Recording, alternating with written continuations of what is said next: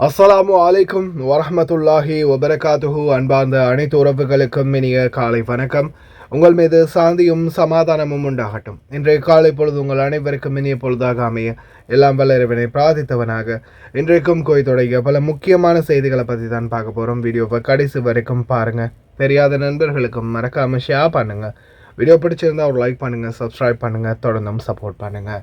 கோயத்துடைய dinar மதிப்பு மூலதாக பார்த்தலாம். இலங்கைக்கான ரூபாயில் ஒரு தினாரின் மதிப்பு 1012 ரூபாய் 43 உள்ளது. இந்தியாவின் ரூபாயில் ஒரு தினாரின் மதிப்பு 299 ரூபாய் 7 உள்ளது.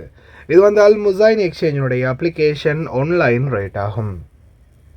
கோயத்துடைய பல பகுதிகளிலையுமே அல் முசைன் எக்ஸ்சேஞ்ச் பிரான்ச் இருக்குது. அதே மாதிரி ஜமியாக்கள்லையுமே அவங்களுடைய மெஷின் இருக்குது. உங்களுடைய பணத்தை அனுப்பிக்கொள்ள முடியும். கோயத்துடைய பல எக்ஸ்சேஞ்சுகள்லையுமே அக்கௌண்ட் நம்பரை மறைச்சிடுறாங்க. இதை பற்றியும் உங்களுக்கு தொடர்ந்துமே தெரிவித்தாரு. நீங்கள் ஏதாவது ஒரு புதிய எக்ஸ்சேஞ்சுக்கு பழைய பற்றுச்சீட்டோட போகிறீங்களா இருந்தால் நிச்சயமாக அதில் அக்கௌண்ட் நம்பர் சரியாக இருக்கா அப்படின்றத செக் பண்ணிக்கோங்க. அப்படி இல்லாத பட்சத்தில் எழுதிட்டு போனாலும் பிழை இல்லாத அக்கௌண்ட் நம்பர் எழுதிட்டு போங்க. ஏதாவது ஒரு நம்பர் பிழைத்தாலும் கூட உங்களுடைய பணம் நாட்டுக்கு போய் சேராது. அந்த பணத்தை திரும்ப பெறணுமா இருந்தாலும் ரொம்ப நாட்களாகும், மறுபடியும் கட்டணம் செலுத்த வரும். அதே போல் எக்ஸ்சேஞ்சுகளில் பணம் அனுப்பி முடித்ததும் மறக்காமல் பற்றுச்சீட்டை செக் பண்ணி பாருங்கள் எல்லா டீட்டெயில்ஸும் சரியாக இருக்குதான்னு. ஏன்னா நீங்கள் சரியான டீட்டெயில்ஸை கொடுத்துருந்தாலும் கூட எக்ஸ்சேஞ்சில் வேலை பார்க்குறவங்க சில நேரங்களில் பிழைப்புறதுக்கும் வாய்ப்பு இருக்குது. அது மாதிரி பலருக்குமே நடந்திருக்குது. முடிந்த வரைக்கும் நீங்களும் உங்களுடைய கஷ்டப்பட்டு சம்பாதிக்கக்கூடிய பணத்தை நல்ல எக்ஸ்சேஞ்சுகள் மூலம் அனுப்புங்க. எங்கே அதிகமான ரேட் கொடுக்குறாங்க அப்படின்றது தெரிந்தாலும் மறக்காமல் கமெண்டில் மென்ஷன் பண்ணுங்கள். குவைத்துடைய தங்க விலையை பார்த்தரலாம். 1 கிராம் 18 கேரட் தங்கத்தின் விலை 35 தினார் 670 ஃபெல்ஸ். 1 கிராம் 21 கேரட் தங்கத்தின் விலை 41 தினார் 615 ஃபெல்ஸ். 1 கிராம் 22 கேரட் தங்கத்தின் விலை 43 தினார் 613 ஃபெல்ஸ். 1 கிராம் 24 கேரட் தூய தங்கத்தின் விலை 47 தினார் 560 ஃபெல்ஸ். பார்க்கலாம் அனைத்து செய்திகளையும். முதலாவதாக குவைத்தில் இடி மின்னலுடன் கூடிய மழை வர வாய்ப்பு இருக்குது அப்படின்ற மாதிரி தெரிவிச்சிருக்கிறாங்க.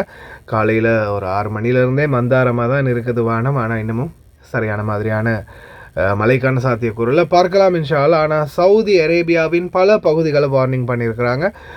தம்மாம் சிட்டி உட்பட பார்த்திங்கன்னா ஜுபைல், ராஸ் தனூரா, அதே மாதிரி பக்கீக், அல் ஒயானா அப்படின்ற மாதிரி பல பகுதிகளில், காத்துஃப் உட்பட பல பகுதிகளில் மழை பெய்யறதுக்கான வாய்ப்பு இருக்குது அப்படின்னு தெரிவிச்சிருக்கிறாங்க.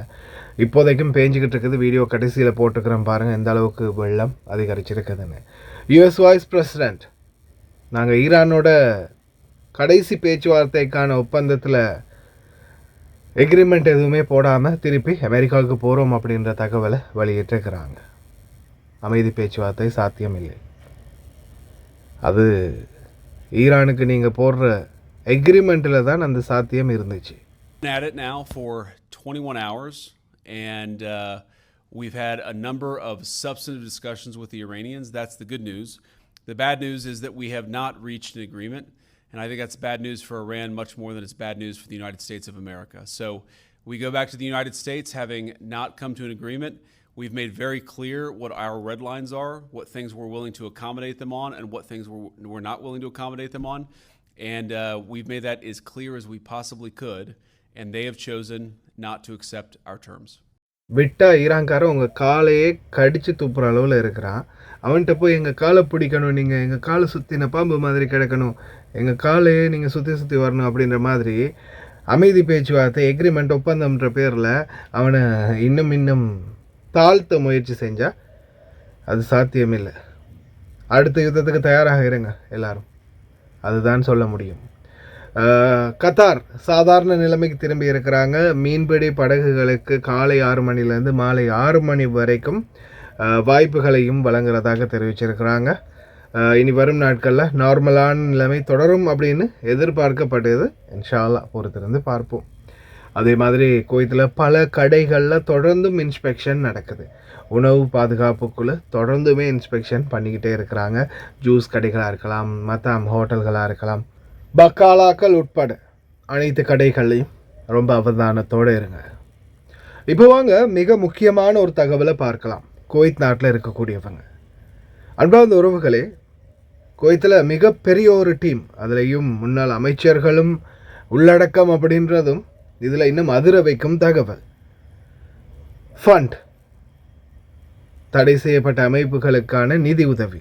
சரி, இந்த வீடியோவை பாருங்க.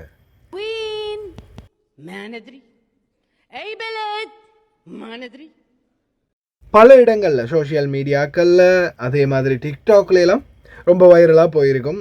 இந்த வீடியோ நீங்கள் பார்த்துருப்பீங்கன்னு நினைக்கிறேன் இல்லையா? பல இடங்களில் நீங்கள் பார்த்துருப்பீங்க. 2018ஆம் ஆண்டில் குவைத்தில் ஒரு பாராளுமன்றத்தில் ஒரு அமைச்சர், இந்த பெண்மணி வந்து ஒரு அமைச்சர், அவங்க கேள்வி எழுப்புகிறாங்க. வெயின் எய்பலத் அப்படின்னு கேட்குறது என்னென்னு பார்த்தீங்கன்னா, எந்த நாட்டுக்கு மானதிரி அப்படின்னு சொல்கிறாங்க. அது வந்து என்னென்னா தெரியலையே. மானதிரி அப்படின்னா தெரியலையே அதுக்கு அர்த்தம். அதாவது வெயின் எய்பலத் மானதிரி அப்படின்னு சொல்கிறது என்னென்னா, எந்த நாட்டுக்கு தெரியலை, ஆனால் காசு மட்டும் போயிட்டுருக்குது. நிதியுதவின்னு கொடுக்குறீங்க. எங்கே போயிருக்குது? 1/2 மில்லியன் தினார் போயிருக்குது. எங்கே போச்சு? 1 மில்லியன் போயிருக்குது. எங்கே போச்சு அப்படின்னு இவங்க ஒரு கணக்கெடுப்பை எடுத்து கேள்வி கேட்டாங்க. அப்போ அந்த நாட்களில் இது வந்து பெரிய அளவில் இஷ்யூவாக போகலை அப்படின்ற பட்சத்தில், ஆனால் இப்போது இவங்க கேள்வி எழுப்பின சில அமைச்சர்களும் கைது செய்யப்பட்டிருக்கிறாங்க இந்த கூட்டத்தோட அப்படின்றது ஒரு குறிப்பிடத்தக்க தகவலாக இப்போ சமூக வலைத்தளங்களில் மிகவும் பேசு பொருளாக மாறி இருக்குது. என்னென்னு பார்த்தீங்கன்னா, குவைத் நாட்டுக்குள்ளே இருந்தே குவைத் நாட்டுக்கு எதிராக சதித்திட்டம் தீட்டக்கூடிய தடை செய்யப்பட்ட சில அமைப்புகளுக்கு இவங்க எல்லாரும் ஒன்று சேர்ந்து பணம் சேமித்து, அதாவது ஃபண்ட் பணத்தை திரட்டி அவங்களுக்கு அனுப்புறதுக்கான முயற்சியில் ஈடுபட்டிருக்கிறாங்க. மில்லியன் கணக்கில் பில்லியன் கணக்கில் பணம் இது வரைக்கும் கைப்புழக்கம் இருந்திருக்குது. நிறைய பேர் வந்து பணத்தை அனுப்பி வச்சிருக்கிறாங்க, நிறைய பணங்கள் வந்து சேகரிச்சிருக்கிறாங்க அப்படின்றது மிகவும் முக்கியமான தகவல். கட்டுக்கட்டாட பாவிகளா கொத்தாக சேர்த்துருக்கீங்களேடா. இந்த நாட்டுக்குள்ளேருந்து இந்த நாட்டு பணத்தை வச்சு இந்த நாட்டுக்கே படிக்கணும்னு முயற்சி பண்ணியிருக்கிறாங்க அப்படின்றது தான் மேலதிக தகவல். கடந்த நாட்களில் கைது செய்யப்பட்டதிலிருந்து இனி தொடர்ந்து ஒவ்வொருவரும் கைது செய்யப்படுவாங்க அப்படின்றதும் குறிப்பிடத்தக்கது. இவங்களை பிடிச்சி இவங்களுடைய லிங்கில் இருக்கிற மற்றவங்களை பிடிப்பாங்க, அவங்கள பிடிச்சி அவங்களுடைய லிங்க், இப்படி தொடர்ந்து கொண்டே இருக்கும் இந்த கைது நடவடிக்கை. அல்ஹம்துலில்லாஹ் குவைத் வந்து கம்ப்ளீட்லி சேஃப் அண்ட் செக்யூர் கண்ட்ரியை ஆக்குறதுல உள்துறை அமைச்சர் உட்பட அனைத்து அதிகாரிகளும் தொடர்ந்து செயல்படுறாங்க. பாருங்க அவ்வளோ கட்டுக்கட்டா படம் எதுக்கு இந்த நாட்டை அழிக்கிறதுக்கு இந்த நாட்டுக்கிட்டேயே ஃபண்டு திரட்டி இருக்கிறாங்க. ரொம்ப கவனம்.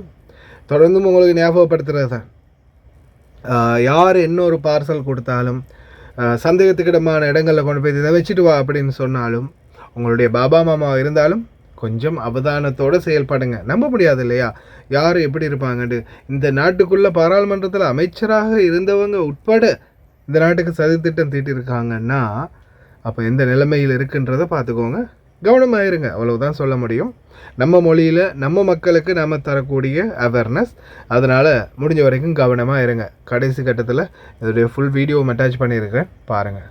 أحدهم ممن سحبت جنسيته ضمن نشاط منظم تمثل في جمع الأموال تحت مسميات دينية واستلامها والاحتفاظ بها تمهيدا لنقلها وفق تعليمات من خارج البلاد.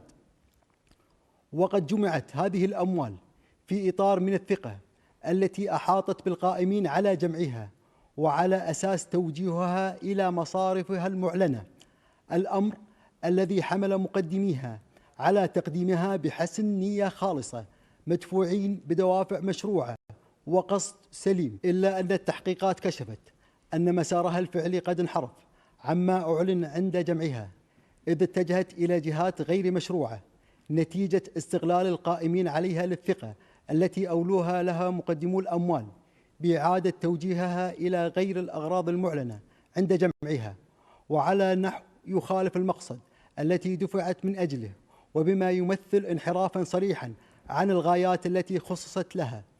كما تبين استخدام المتهمين كيانات تجارية ومهنية كواجهات لتمرير الأموال واتباع أساليب دقيقة في نقلها عبر توزيعها على عدة أشخاص لنقلها جوا وبرا بقصد تفادي الاشتباه. وقد تم اتخاذ الإجراءات القانونية بحقهم وإحالتهم إلى الجهات المختصة مع استمرار التحقيقات لكشف باقي المتورطين. وتؤكد وزارة الداخلية أنها ماضية بكل حزم في إحباط أي مخطط تهدد أمن البلاد أو تستغل أراضيها في دعم الجهات أو الكيانات الإرهابية، ولن تتهاون في ملاحقة المتورطين، بما يكفل فرض سيادة القانون وصون أمن الوطن واستقراره.